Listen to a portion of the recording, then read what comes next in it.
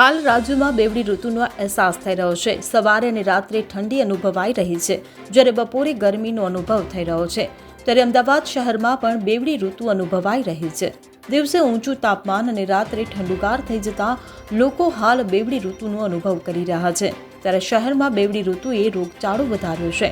મળતી માહિતી મુજબ અમદાવાદની પ્રખ્યાત સોલા સિવિલ હોસ્પિટલમાં એક જ દિવસમાં ઓપીડી 12,000થી વધુ દર્દીઓની સંખ્યા નોંધાઈ છે, જેમાંથી 4,000 દર્દીઓને એડમિટ કરવાની ફરજ પડી છે। અમદાવાદમાં બેવડી ઋતુને લીધે વકરેલા રોગચાળામાં હાલ વાયરલ ઇન્ફેક્શનના 103 દર્દી એડમિટ કરાયા છે।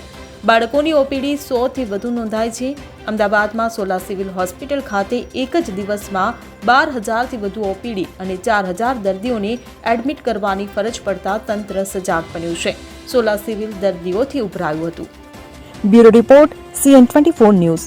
હવે જુઓ દેશ દુનિયાની તમામ ખબરો તમારી આંગળીના ટેરવે। ઉઠાવો મોબાઈલ અને ગૂગલ પ્લે સ્ટોર પરથી ડાઉનલોડ કરો અમારી CN24 ન્યૂઝ મોબાઈલ એપ।